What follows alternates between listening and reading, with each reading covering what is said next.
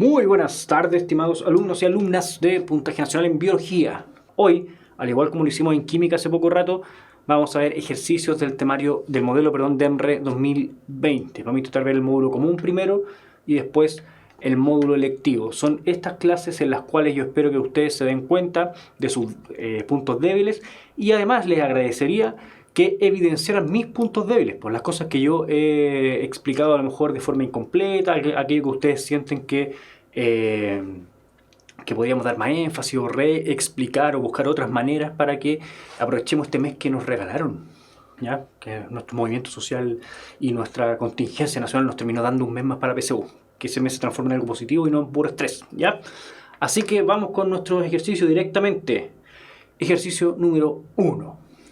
El proceso mediante el cual una célula vegetal, al ser colocada en un medio hipertónico, pierde agua y su membrana plasmática se separa de la pared celular, se denomina plasmólisis, citólisis, turgencia, apoptosis, diálisis. Ya tengo 3 respuestas. Casi todos se fueron por la plasmólisis. ¿Alguien me puede explicar qué significa plasmólisis?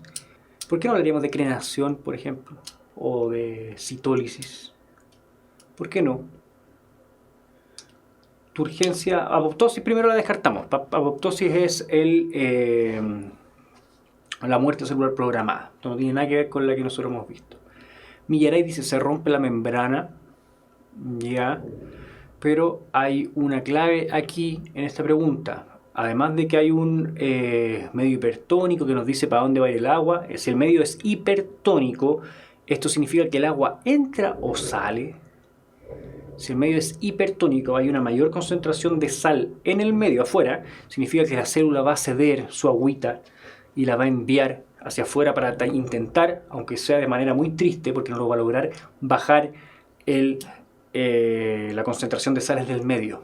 Así que en el fondo se va a ir chupando este volumen de la célula, del citoplasma, pero hay una clave aquí, tenemos una célula vegetal.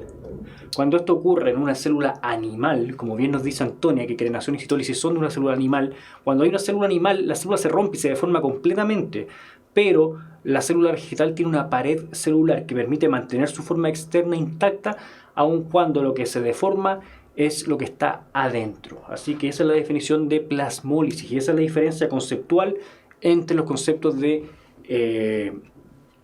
crenación y citólisis, que le ocurre en una célula animal, y plasmólisis y turgencia, que sería lo que ocurre en una célula vegetal, ¿ya? De hecho, en caso que no se acuerden, esto lo vimos en alguna clase de transporte donde indicábamos qué es lo que ocurre en el caso de un medio hipertónico exclusivamente para la célula vegetal, porque la célula vegetal tiene pared celular, que aquí está en verde claro, este verde bien chillón y bien feo, esa es la pared celular. Ocurre plasmólisis porque como el agua sale de la célula vegetal, la membrana plasmática se separa de la pared y se pierde la turgencia de la planta. ¿Ya? La célula vegetal, ¿cómo hace meiosis? Me pregunta Pipeño, y es una buena pregunta donde me está pillando, porque la generación de gametos en plantas. ¿Cómo se divide? A lo mejor me pregunta usted con respecto a la pared celular. La pared celular se tiene que reorganizar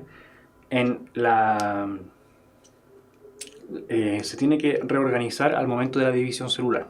¿Ya? Es una estructura muy es dinámica, pese a que es muy dura y que los cambios de concentración no la afecten, sí es dinámica. La célula no puede ser estática. Al momento de dividir se tiene que rearmar su pared celular. ¿Ya? Si la sacáramos experimentalmente la pared celular de una célula vegetal y la pusiéramos en un medio hipertónico, ¿debería experimentar citólisis? Sí, pues. Sí, si le sacáramos la pared celular, debería experimentar todo lo que experimenta la célula animal. ¿Ya? Me pregunta Lucía si en bacterias también hay plasmólisis. La pared, si bien las bacterias tienen pared celular, es una pared celular distinta, no es de celulosa, es de peptidoglicano u otras componentes. Y si no me equivoco, si no me falla mi ojo y mi experiencia, cuando yo la he visto deformada en el microscopio, creo que la deformación de la forma de la bacteria es mucho más evidente que en una célula vegetal. ¿Ya? Yo sí he visto cuando uno pone en un medio hipertónico cómo cambia la forma de ciertas bacterias. ¿Ya? No estoy hablando de una regla, sino estoy hablando de materia, estoy hablando como de lo que me ha tocado ver. ¿Ya? Aquí Don Fly for Your Study dice gracias al aparato de Golgi. ¿A qué se refiere el señor o señorita? No sé cómo. Fly for Your Study. ¿Ya? ¿Cuál de las siguientes estructuras, veamos estas, celulares es posible encontrar una bicapa lipídica? Ya me rellenaron algunas respuestas. Centriolo, lisosoma, citoesqueleto, ribosoma, cromosoma. Me pregunta Mauro, Felipe, si terminamos con la materia, sí, aun cuando todavía hay espacio para corrección para que ustedes me digan si es que alguna materia quedó mal pasada o que no la hemos visto con el nivel que ustedes requieren o que solicitan. ¿Ya? Casi todos se fueron aquí por la B. ¿Ya? La alternativa B representa a una vesícula grande que está que se ocupa después para ir digiriendo ciertas cosas que se necesitan desechar dentro de la célula. Podríamos buscar también en esta cual obedece al concepto de organelo. Ya, por ejemplo, un centriolo no es un organelo, es una estructura que hay, es subcelular, pero no es organelo porque podríamos definir los organelos como aquellas cavidades dentro de la célula que se encuentran rodeadas por una bicapa lipídica. ¿Ya? Entonces, el lisosoma vendría siendo el único que obedece a esta definición. El citoesqueleto son proteínas, los ribosomas son subunidades catalíticas que no alcanzan a ser tampoco organelos, y el cromosoma simplemente es un enrollamiento del ADN nomás, ¿ya? No tienen membranas, a excepción del lisosoma. Me pregunta Felipe si va a haber preguntas de ecología. Debería haber, porque este es el modelo DEMRE y tiene siempre preguntas de ecología, ¿ya? En el siguiente esquema se representan dos estados distintos, el estado K y el estado L, en el que se puede encontrar un cromosoma durante la división celular. Al respecto, ¿cuál de las siguientes afirmaciones es correcta? En K, el ADN cromosómico está duplicado. En L se representa un par homólogo. En L se representa un cromosoma telofásico. En K se representa un cromosoma con dos cromátidas hermanas. Y en L se representa un cromosoma de la metafase mitótica. Ya, casi todos se fueron por la alternativa E. Y don Elías me responde muy bien la E, porque en la metafase todavía no se separan las cromátidas hermanas. Se encuentra duplicado este cromosoma como una X y todavía no se separa cada uno para su lado, porque estamos en metafase donde estamos recién alineados en el ecuador. Ya posteriormente, después de la metafase, pues en la anafase se separan esas cromátidas y se van una para cada lado. Pero en L entonces podríamos representar perfectamente un cromosoma en la metafase mitótica. ¿Ya? Alternativa E. Esta pregunta es más o menos complicadita, creo. ¿En qué fase del momento de la división celular de una célula humana se observan 92 cromosomas y 92 centrómeros? Me están llegando altas respuestas con la letra B, pero me gustaría que alguien me pusiera por qué. Nosotros teníamos tanto para meiosis, porque tenemos respuestas que obedecen a meiosis y a mitosis, las siguientes fases. Primero tienes una metafase, una profase donde ocurría toda la preparación para ir desarmando el núcleo y todo esto. Después la metafase donde teníamos los cromosomas duplicados, alineados en el ecuador. Después venía la anafase donde se repartían los cromosomas y la telofase y todo lo siguiente. El tema, ojo, entre la diferencia entre la mitosis y la meiosis 1 hay una implicancia que no es menor. En la mitosis nosotros tenemos estos cromosomas duplicados y en la anafase se agarra y se dividen estos cromosomas duplicados y en el fondo yo obtengo el doble de la cantidad de cromosomas originales. Mientras que en la meiosis 1 eso no es lo que ocurre. En la anafase de la meiosis 1 lo que ocurre es que yo tengo todos los cromosomas duplicados alineados en el ecuador y voy a repartirme sin dividir los cromosomas, voy a repartirme un cromosoma para allá y uno para acá. ¿Ya? Y después en la meiosis 2 ahí recién divido los que me llevé y voy generando la mitad de siempre. Entonces, dicho eso, normalmente en una célula humana uno tiene 23 pares de cromosomas, ¿cierto? Eso significa que tengo 46 cromosomas en una célula humana. Cuando ocurre la duplicación del material genético, estos cromosomas se duplican, que puede sonar bastante obvio, pero se duplican ellos mismos. Yo, si tengo ahora esta cuestión duplicada, sigo teniendo 46 cromosomas. Por ejemplo, en la profase mitótica yo tengo 46 cromosomas duplicados, pero siguen siendo 46. ¿Ya? El que sean dobles es otra cosa. Esto sigue siendo un cromosoma. Aun cuando tenga el doble del material genético, esto es un cromosoma. Lo que ocurre en la anafase es que esta cuestión, que está aquí, que parece una X, se me empieza a dividir porque hay un tironeo. Recuerden estos dibujos que nosotros hacemos donde tenemos los microtúbulos y en la anafase nos estamos llevando la mitad de cada cromosoma duplicado. Esto en el caso de la mitosis. Entonces estos 46 cromosomas que están duplicados ahora me van a generar el doble, que van a ser 92. Y esos 92 cada uno, ahora si bien no está duplicado, va a ser así, la pura mitad, cada uno va a tener su propio centrómero. Así que ahí sí estamos con anafase mitótica alternativa B. ¿Ya? Ahí está la respuesta. Don Rodrigo se separa las cromátidas hermanas. Robinson me dice lo mismo. Víctor Hugo dice que aún no hay dos núcleos. Ojo con eso, porque si la célula todavía no hay citoquinesis o citodiéresis y tiene dos núcleos, podríamos seguir contando en esos dos núcleos los 90 y tantos cromosomas dentro de la misma célula. Sigue siendo una célula, aun cuando tenga dos núcleos. ¿Ya? Contamos como la citoquinesis, el momento en el cual ya tenemos dos células distintas.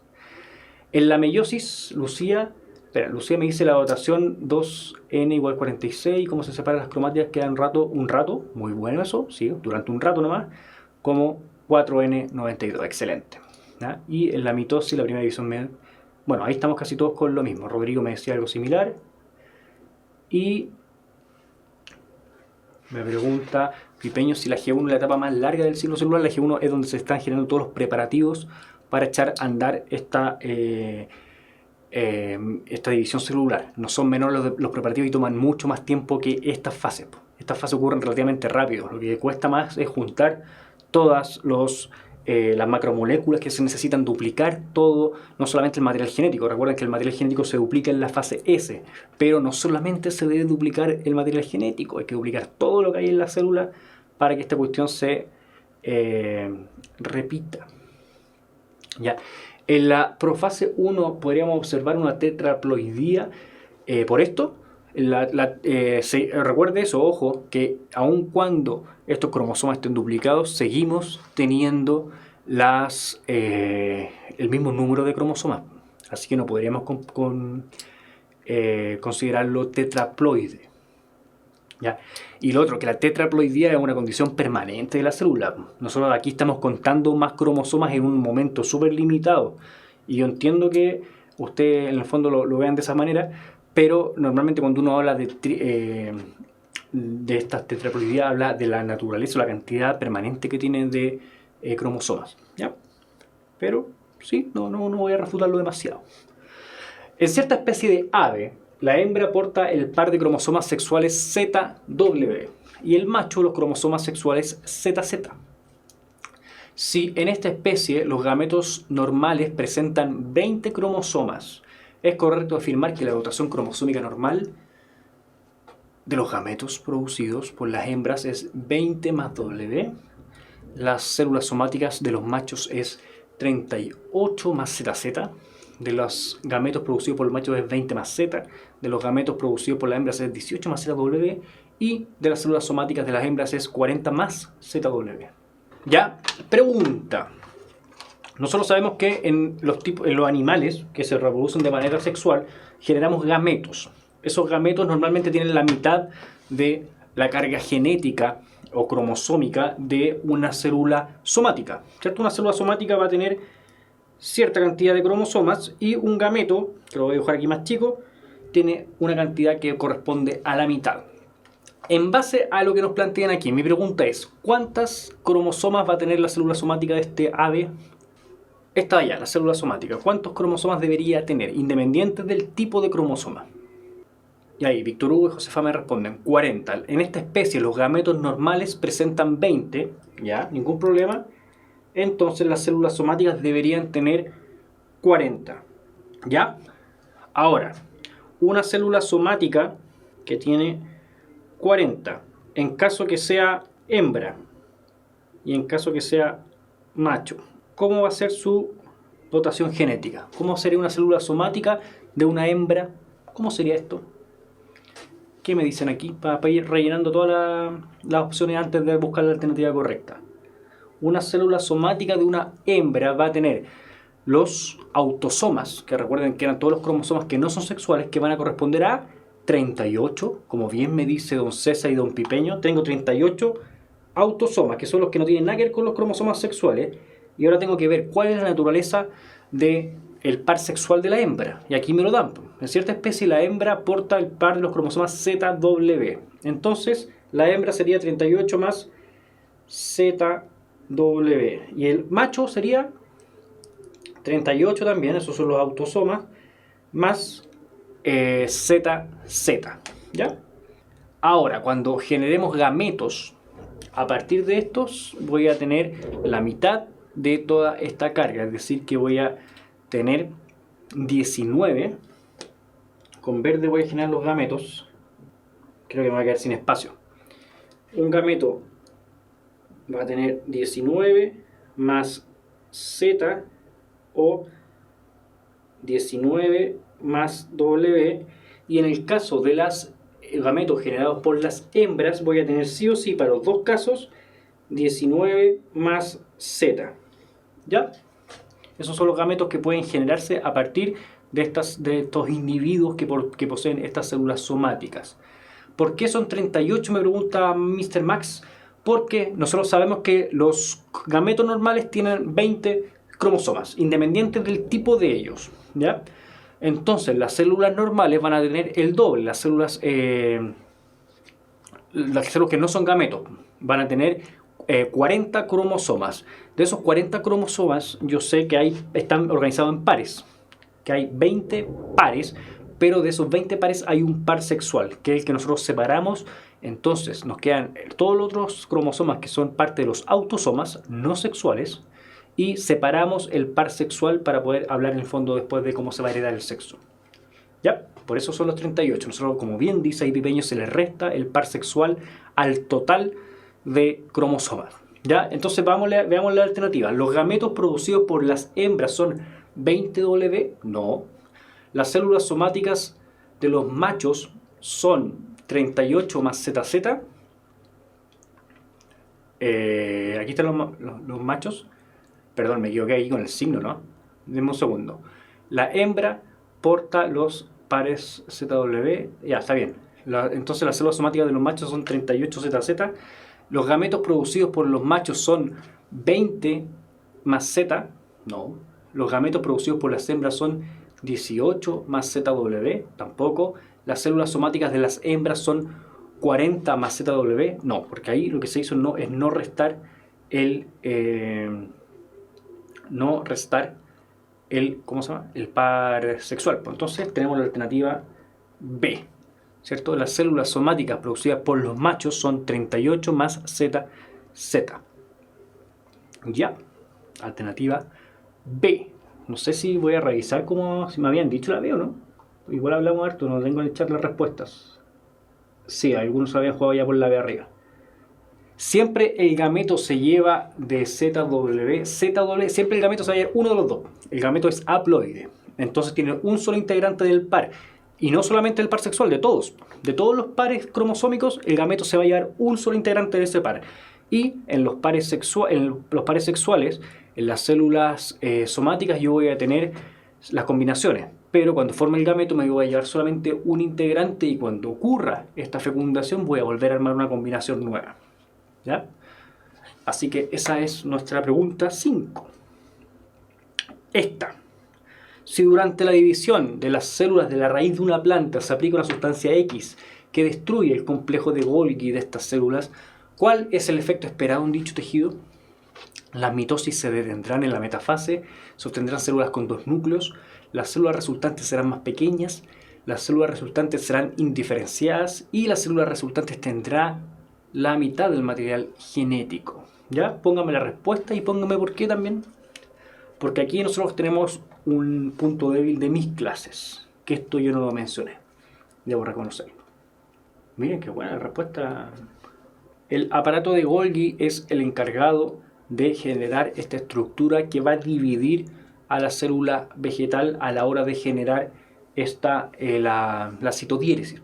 Ya habíamos hablado un poco que en las células vegetales tenemos una complicación adicional a la hora de dividir las células y separarlas, porque tenemos pared celular. Entonces, el aparato de Golgi participa de la creación de todas estas estructuras que van a permitir separar estos dos células. Si es que el aparato desaparece, no voy a poder separarla y al final va a ocurrir toda la división celular, pero voy a tener célula con dos núcleos, porque esos dos núcleos no van a lograr separarse de la misma célula. ¿Ya? Luis Rojas dice que el Golgi forma el fragmoplasto. Consuelo dice que el aparato de Golgi tiene como función en las células vegetales sintetizar la pared celular y el tabique telofásico, que es esto que divide en el fondo lo que van a ser las dos células que se van a separar. Y al aplicar esta sustancia se impedirá la formación del tabique y la célula tendrá dos núcleos. Excelente. Y si no me equivoco, Lucía dice lo mismo. Josefa, Luis, muy bien. Robinson y Pipeño. Y todos los demás que se fueron por la alternativa B. ¿Ya? Muy, pero muy bien. Así que ahí tenemos un punto de ir, porque esto yo no recuerdo haberlo mencionado cuando definimos el aparato de Golgi. Solamente hicimos hincapié en la función sintética y modificadora de proteínas y empaquetadora de las proteínas que tenía el aparato de Golgi. ¿Ya? Así que eso. El esquema representa un proceso de fecundación. Los símbolos al interior de la célula representan cromosomas. ¿Ya? Quitamos los dos gametos y el cigoto. De acuerdo con el esquema, ¿cuál de las siguientes afirmaciones es correcta? El gameto femenino es diploide. El cigoto tiene 5 autosomas. El cigoto es de sexo femenino. El cigoto presenta una trisomía o el gameto masculino es triploide. Todos se fueron con la alternativa D. Efectivamente, tenemos tipos de cromosomas. Aquí nosotros tenemos los pares, en el fondo, que los gametos ya no son pares. Tenemos dos tipos de cromosomas. El cromosoma que es como una dona, la mitad de una dona, y el cromosoma que es un palito, ¿ya? En los gametos nosotros esperamos que tengamos un tipo de cada cromosoma y efectivamente eso es lo que debería ocurrir y que al momento de generar la fecundación nos quedemos con pares de cada uno de esos cromosomas, ¿ya? El problema es que el gameto masculino trae un defecto, ¿ya? Que este gameto para ese cromosoma no es haploide, ¿ya? Este cromosoma que es el palito, el gameto masculino debería traer uno solo en su condición de haploide, pero trae 2 copias. ¿Qué significa esto? Que cuando ocurra la fecundación se van a heredar 3 cromosomas de estos cuando deberían ser un par. ¿Qué significa esto? Que esto es un caso de una trisomía, tener 3 copias de un mismo cromosoma, como dice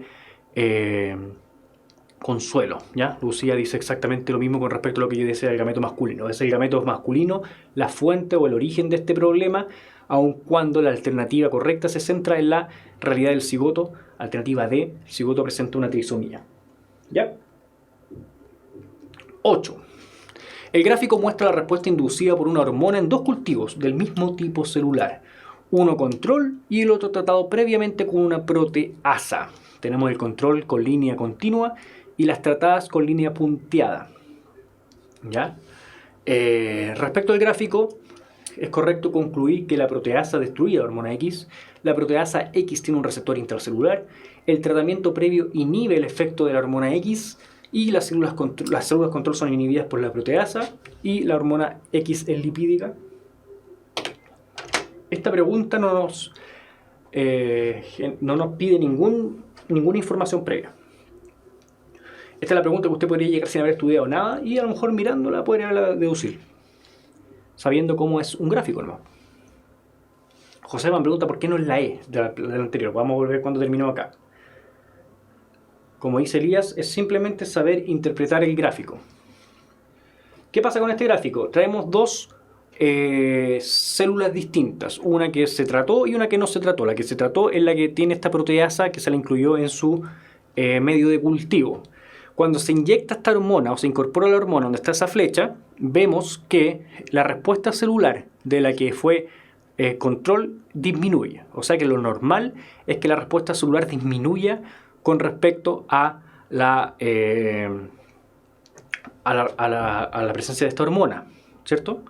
Pero cuando se trata con una proteasa, esta función no se da, ¿cierto? No ocurre una respuesta como la que se daba en las células control. ¿Qué significa esto? Que hay una influencia desde el punto de vista del mecanismo del funcionamiento de esta hormona que tiene que ver con la función de la proteasa. La proteasa algo está haciendo para perjudicar el funcionamiento de esta hormona, ¿ya? No sabemos qué. Entonces, ¿la proteasa destruye a la hormona? No lo sabemos necesariamente. Porque, ojo con eso, cuando dice con respecto al gráfico, uno se podría aventurar a decir, yo pienso que es por esta razón, pero si el gráfico no lo dice, no tengo cómo saberlo.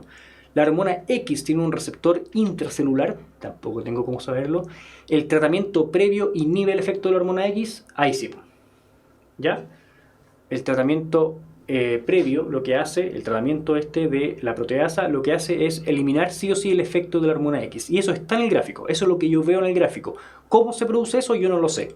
Y la alternativa A, L y B lo que hace es proponer alternativas que yo no tengo cómo saber a partir del gráfico. Así que alternativa C. ¿Ya? ¿Qué me decía Josefa? ¿Por qué no era la E? El gameto masculino es triploide. ¿Por qué no es triploide? Este tiene, no tiene 3 copias de los cromosomas. De hecho, el problema es que tiene 2 copias de un cromosoma. El gameto debería tener solamente una copia de cada par. ¿Ya? Si tuviera 2, sería diploide. En este caso, para ese par específico, estamos hablando de ser diploide. Pero no es bajo ninguna circunstancia triploide. ¿Ya? Porque en el fondo no tiene 3 copias de nada. El cromosoma que es como la mitad de la dona con el otro cromosoma que es el palito son cromosomas distintos. ¿Ya? Así que no es triploide. Debería ser haploide. Debería tener un integrante de cada par cromosómico. Pero con respecto a un solo par cromosómico, tiene uno que está de más. ¿Ya? Así que eso. 9. Una persona que desarrolla diabetes tipo 1, ¿cuáles de las siguientes características debería presentar? Incremento de la reabsorción del agua a nivel renal, nivel plasmático de glucosa elevado sobre el normal o déficit de los niveles plasmáticos de insulina. Diabetes tipo 1. ¿Se acuerdan cuál es la diferencia entre la diabetes tipo 1 y la tipo 2? Si es que alguien me lo puede decir. Mientras me llegan muchas es. ¿Ya? Solo 2 y 3. Lamentablemente, las personas que lo han visto a alguien diabético, la 1 no ocurre. No se reabsorbe el agua a nivel renal. De hecho, ocurre todo lo contrario. Las personas que tienen diabetes normalmente hacen mucho pipí. ¿Ya? Por mientras, Pipeño me dice que la diabetes tipo 1 se produce cuando la persona no produce glucosa, en realidad no produce insulina. Ojo ahí, puede que se haya equivocado tipiendo.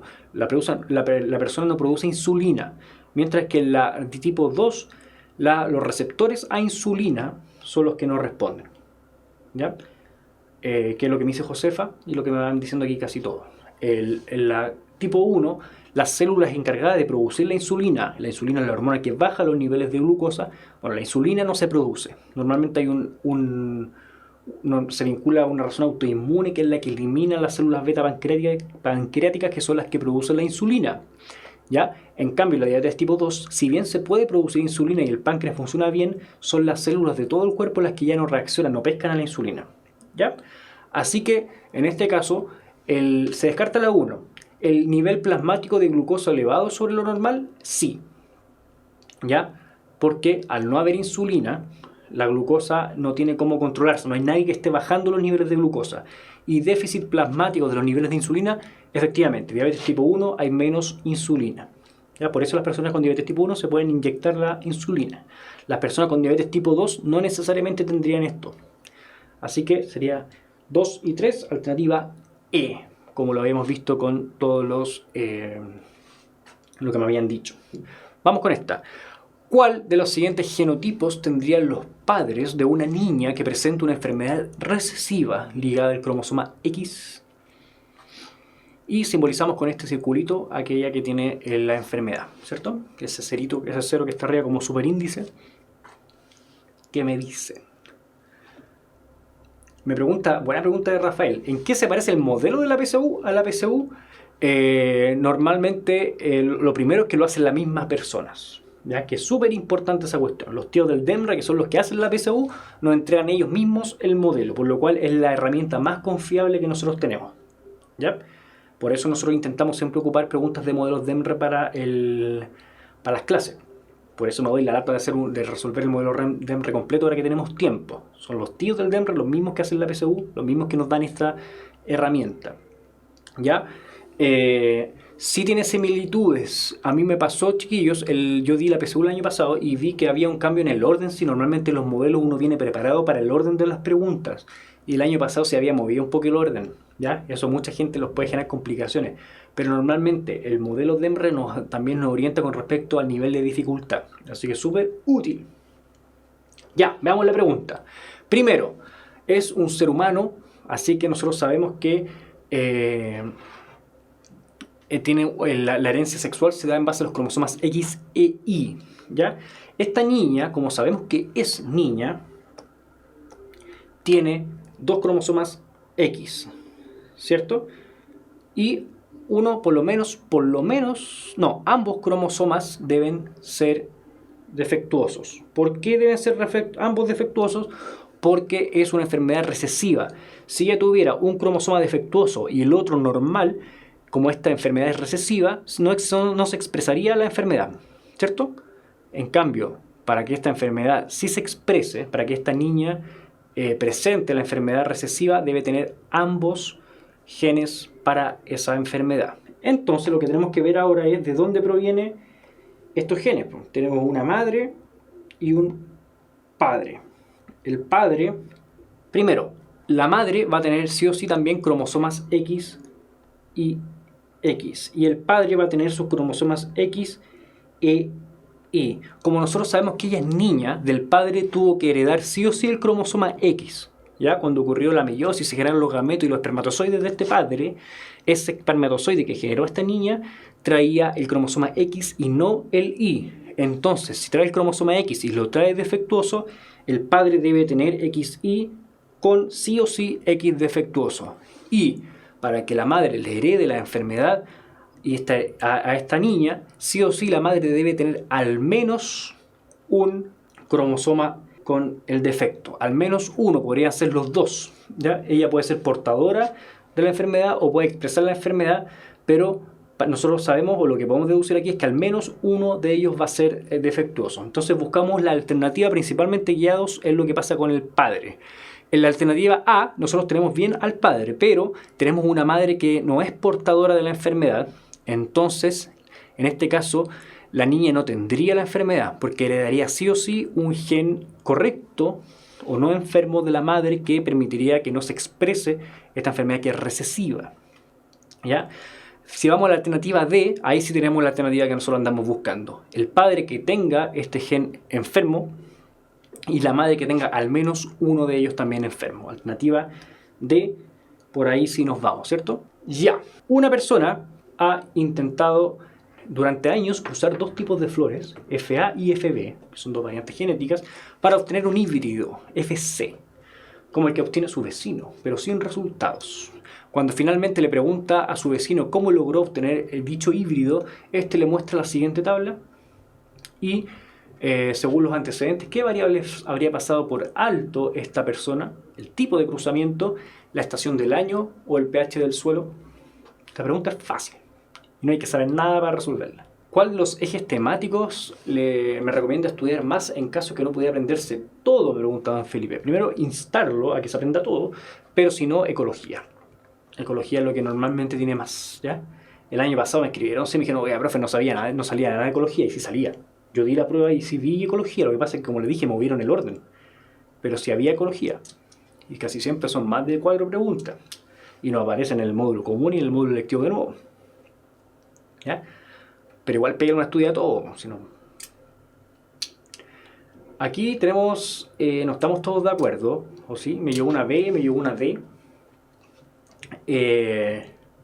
Tenemos los cruzamientos donde se hizo esta tabla y el vecino que no le resulta ya estaba cruzando FA y FB, ¿ya? Que al vecino que sí le resulta, por ejemplo, hablemos, el que no le resulta nada, pongámosle Homero y al otro le ponemos Flanders, al que le resulta todo, ¿ya? Esto es de Flanders, el que le resulta y le ha salido todo bien, y este, en el fondo, es lo único que sabemos de él que no le resulta nada, que sería nuestro Homero, ¿ya?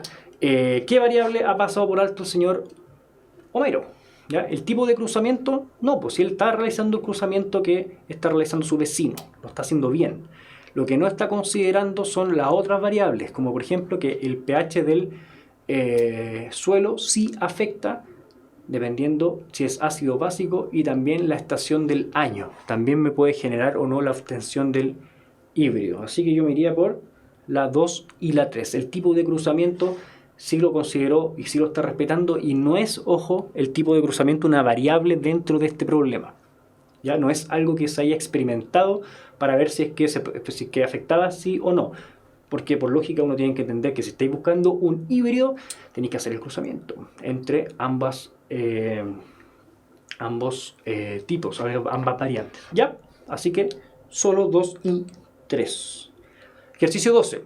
En cualquier pirámide ecológica, el nivel trófico de los consumidores primarios corresponde a vegetales, por ser el primer eslabón, herbívoro por consumir plantas, carnívoros por consumir algunos herbívoros, depredadores, tope por ser carnívoros especialistas, protozoos por ser los primeros descomponedores. La palabra clave que nos dice don Elías, y tiene toda la razón, consumidor primario.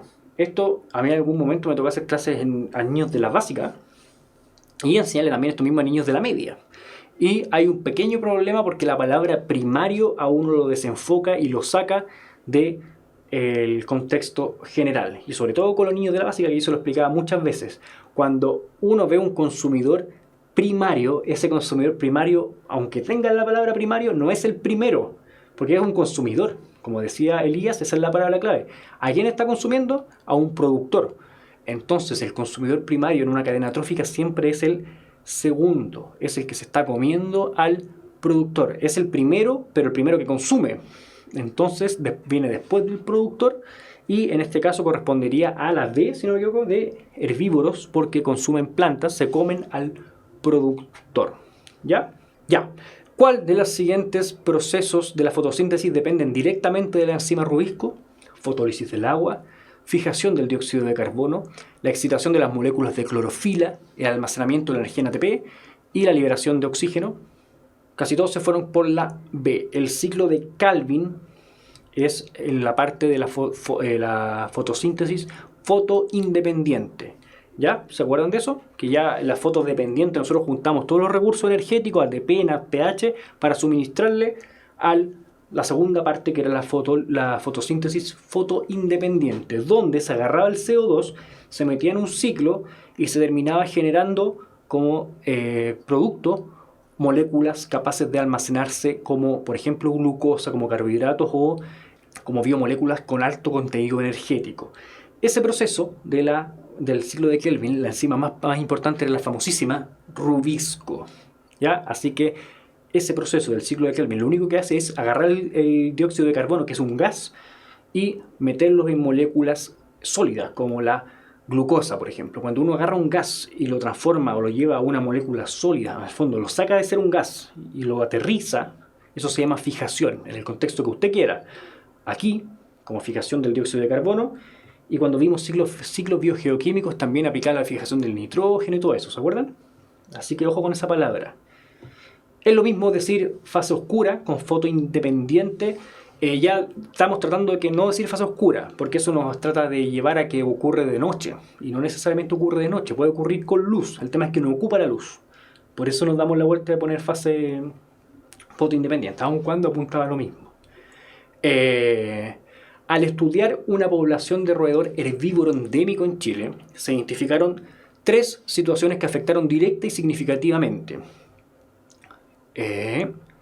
¿Cuál de estas situaciones son clasificadas como factores denso-dependientes?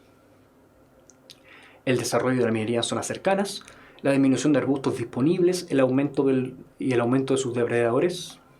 Carboxilasa oxidasa, se me fue para arriba la pregunta. Si carboxilasa oxidasa significa que transporta, no es transportar, es generar o introducir esos átomos o compuestos en moléculas grandes. ¿Ya? Carboxilar es meter un CO2 o un dióxido de carbono en otra molécula. ¿Ya? Pero no nos metamos mucho en el tema enzimático, en cuanto es entretenido si le gusta la bioquímica. ¿A qué se refería con denso dependiente? Me pregunta Daniela. Y Fraggy también. Denso dependientes es que el factor, este cambio en la densidad depende a su vez de la densidad de la misma población, ¿ya?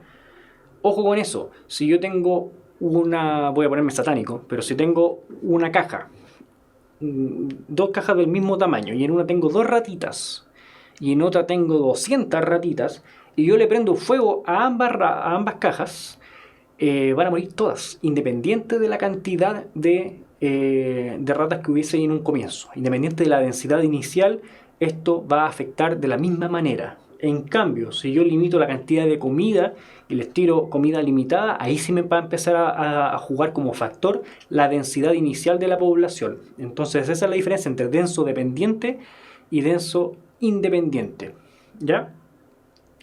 El desarrollo de minería en zonas cercanas, ese es un factor denso independiente, ¿ya? No nos importa si es que hay muchas o pocas ratas, esta cuestión los va a afectar igual a todas las ratas. La disminución de los arbustos disponibles y el aumento de los números de depredadores, eso sí tiene que ver con la densidad. Ahí sí es un factor y sí nos importa la cantidad inicial por metro cuadrado que tengamos de este roedor herbívoro. Así que solo 2 y 3, ¿ya? Perdónenme lo sádico del ejemplo. El esquema corresponde a las pirámides numéricas de 2 comunidades distintas, 1 y 2 a la misma escala. Ojo que una pirámide numérica es lo mismo que una pirámide de número. A partir de la información entregada es correcto afirmar que la comunidad 2 tiene mayor densidad de productores. La comunidad 2 se sustenta con un menor número de productores que la 1. Ambas comunidades tienen el mismo número de productores. La comunidad 1 tiene una pirámide de tipo invertida y la comunidad 1 presenta mayor número de niveles tróficos. Me pregunta Hans si la prueba de ciencias técnico y profesional es más fácil que las demás. En parte sí, en parte porque el módulo electivo no se relaciona con tercero y cuarto medio, tiene menos materia. ¿Ya? Se hace en los módulos comunes igual, pero a la hora del módulo electivo se aplica, si no me equivoco, un repartido de las 3 áreas ocupando materia de primero y segundo medio, ¿no? Casi todos se fueron por la B. Las pirámides siempre van desde abajo hacia arriba con respecto a los niveles tróficos. Nivel 1, nivel 2, nivel 3 y nivel 4.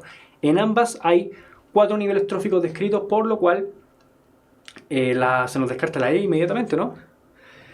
¿Qué es lo que pasa aquí? Tenemos que las pirámides son similares con la única diferencia del primer nivel trófico.